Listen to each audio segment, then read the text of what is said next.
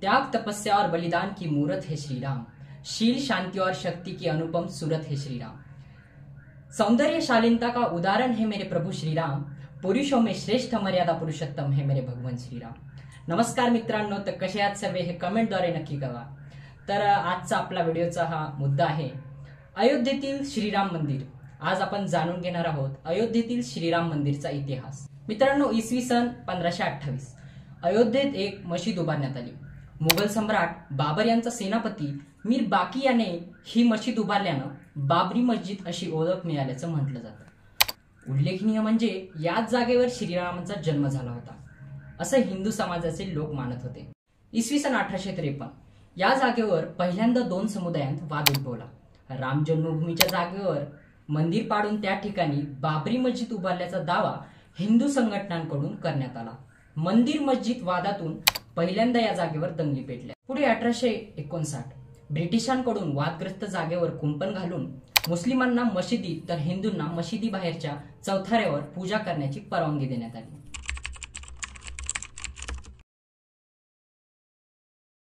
इसवी सन 1885 चौथऱ्यावर मंदिर उभारण्यासाठी परवानगी मिळावी अशी मागणी संत रघुवरदास यांनी फैजाबाद न्यायालयासमोर केली। न्यायालयाने परवानगी नाकारली। पुढे सन 1946 बाबरी मस्जिदीवरून शिया आणि सुन्नी या दोन मुस्लिम समुदायांत वाद उद्भवला। बाबर सुन्नी होता, यामुळे निर्णय शिया मुस्लिमांविरोधात गेला। पुढे जुलै 1949 जुलै महिन्यात राज्य सरकारनं मशिदीच्या बाहेर चौथऱ्यावर राम मंदिर उभारण्याचा प्रयत्न केला, परंतु हा प्रयत्न अयशस्वी ठरला। पुढे इसवी सन डिसेंबर 1949 22-23 डिसेंबर रोजी मशिदीत श्रीराम, सीता, लक्ष्मण यांच्या मूर्त्या ठेवण्यात आल्या। श्रीराम प्रकटल्याचा दावा हिंदू संघटनांकडून करण्यात आला। पुढे 29 डिसेंबर 1949 मंदिराची संपत्ती जप्त करण्यात आली आणि तिथं रिसिव्हर बसवण्यात आला। वाद वाढू नये यासाठी तत्कालीन सरकारनं वादग्रस्त वास्तू म्हणून या ठिकाणाला घोषित केलं आणि त्या ठिकाणाला मशिदीला टाळं लावलं। पुढे इसवी सन 1950 वादग्रस्त जमिनीसाठी न्यायालयात एका लढाईला सुरुवात झाली। इसवी सन 1950 16 जानेवारी रोजी गोपालसिंह विशारद यांच्याकडून मशिदीतून मूर्त्या हटवण्यात येऊ नयेत, तसंच पूजा कोणत्याही अडथळ्याशिवाय सुरू ठेवण्यात यावी अशी फैजाबाद दिवाणी न्यायालयात मागणी करण्यात आली। न्यायालयानं मूर्त्या हटवण्यात येऊ नयेत, परंतु त्या टाळेबंदीत राहतील आणि केवळ पुजाऱ्याकडून पूजा केली जाईल, जनता बाहेरूनच दर्शन घेईल असे आदेश दिले। इसवी सन 1959 निर्मोही आखाड्यानं कोर्टात दाखल होत आपला दावा मांडला। इसवी सन 1961 सुन्नी सेंट्रल वक्फ बोर्डही कोर्टात दाखल झालं आणि मशिदीचा दावा सादर करण्यात आला। पुढे 1984 विश्व हिंदू परिषदेने अयोध्येत मंदिर निर्मितीसाठी एका समितीची स्थापना केली। 1986 1 फेब्रुवारी रोजी फैजाबादच्या जिल्हा न्यायाधीशांनी टाळेबंदीत असलेल्या मूर्त्यांचे टाळ उघडण्याचे आदेश देतानाच पूजेची परवानगी दिली। कोर्टाच्या या निर्णयाविरुद्ध बाबरी मस्जिद ऍक्शन कमिटी तयार करण्याचा निर्णय झाला। पुढे 1989 विश्व हिंदू परिषदेचे नेते देविकानंद अग्रवाल यांनी मंदिराचा दावा करत आणखी एक खटला दाखल केला।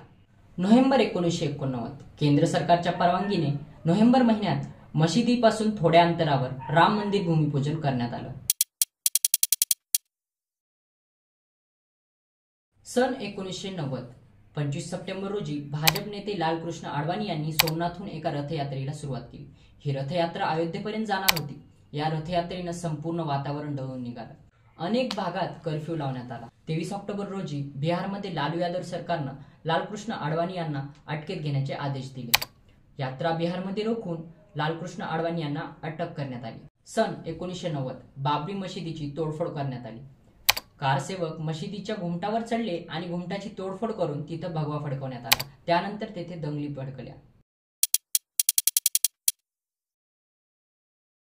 सन 1991 जून महिन्यात निवडणुका झाल्या आणि रथयात्रेचा राजकीय फायदा मिळवत उत्तर प्रदेशात भाजप सरकार निवडून आलं। राम मंदिर उभारण्यासाठी देशभरातून अयोध्येत बिटा पाठवण्याची मोहीम सुरू करण्यात आली। इसवी सन 1992 30-31 ऑक्टोबर रोजी धर्मसंसदेत कारसेवेची घोषणा करण्यात आली। नोव्हेंबर महिन्यात कल्याण सिंह यांनी न्यायालयात मशिदीच्या संरक्षणाबाबत प्रतिज्ञापत्र सोपवलं। सन 1992 6 डिसेंबर रोजी लाखो कारसेवकांनी बाबरी मस्जिद उद्ध्वस्त केली। सकाळी 11:50 वाजता कारसेवक मशिदीवर चढले। जवळपास 4:30 वाजेपर्यंत मशिदीचा तिसरा घुमटही उद्ध्वस्त करण्यात आला। घाईघाईने एक लहानसं मंदिर उभारण्यात आलं। याचा परिणाम गुजरात, कर्नाटक, उत्तर प्रदेश आणि आंध्र प्रदेश झालेल्या धार्मिक दंग्यात स्वरूपात समोर आलं। या दंगलीत जवळपास 2000 जणांनी आपले प्राण गमावले। तत्कालीन पंतप्रधान PV नरसिंह राव यांनी या प्रकरणाच्या चौकशीसाठी MS लिब्राहन आयोगाची नियुक्ती केली। इसवी सन 2001 विशेष CBI न्यायालयानं भाजप नेते लालकृष्ण अडवाणी, शिवसेना प्रमुख दिवंगत बाळासाहेब ठाकरे, मुरली मनोहर जोशी, उमा भारती यांच्यासह 13 जणांवर कट रचण्याचा आरोप हटवला। इसवी सन 2002 तत्कालीन पंतप्रधान अटल बिहारी वाजपेयी यांनी हिंदू आणि मुस्लिम दोन्ही पक्षकारांशी संवाद साधत वाद मिटवण्यासाठी प्रयत्न करण्याची जबाबदारी जानेवारीत स्थापन केलेल्या अयोध्या विभागावर सोपवली। इसवी सन 2003 या जागेवर कधी राम मंदिर अस्तित्वात होतं का याच्या पडताळणीसाठी अलाहाबाद न्यायालयानं वादग्रस्त जागेवर खोदकाम करण्याचे आदेश दिले। मशिदीच्या बांधकामाखाली 10व्या शतकातील मंदिरांचे अवशेष आढळल्याचं भारतीय पुरातत्व विभागाने अयोध्येतील उत्खननाच्या अहवालात नमूद केलं। हा अहवाल न्यायालयात सादर करण्यात आला। सप्टेंबरमध्ये झालेल्या एका सुनावणीत मशिदीच्या पतनास जबाबदार असलेल्या 7 हिंदू नेत्यांना सुनावणीसाठी हजर करण्याचे आदेश कोर्टाने दिले। सन 2005 वादग्रस्त जागेवर दहशतवादी हल्ला झाला, परंतु दहशतवादी इथं काही नुकसान करू शकले नाही। त्यांना ठार करण्यात सुरक्षा यंत्रणांना यश आले। इसवी सन 2010 30 सप्टेंबर रोजी अलाहाबाद उच्च न्यायालयाच्या लखनौ खंडपीठानं अयोध्येतील वादग्रस्त जमीन राम मंदिर, निर्मोही आखाडा आणि सुन्नी वक्फ बोर्ड यांच्यात बरोबरीने वाटण्याचा निर्णय सुनावला। या निर्णयाला सर्वांनीही सर्वोच्च न्यायालयात आव्हान दिले। सन 2017 लालकृष्ण अडवाणी, मुरली मनोहर जोशी, उमा भारती यांच्यासह भाजप व राष्ट्रीय स्वयंसेवक संघाच्या अनेक नेत्यांवर खटला लावण्याचे सर्वोच्च न्यायालयानं आदेश दिले। 16 नोव्हेंबर रोजी आर्ट ऑफ लिव्हिंगचे श्री श्री रविशंकरजी यांनी वाद मिटवण्यासाठी मध्यस्थी केली। विविध पक्षकारांशी भेट घेऊन त्यांनी संवाद साधला।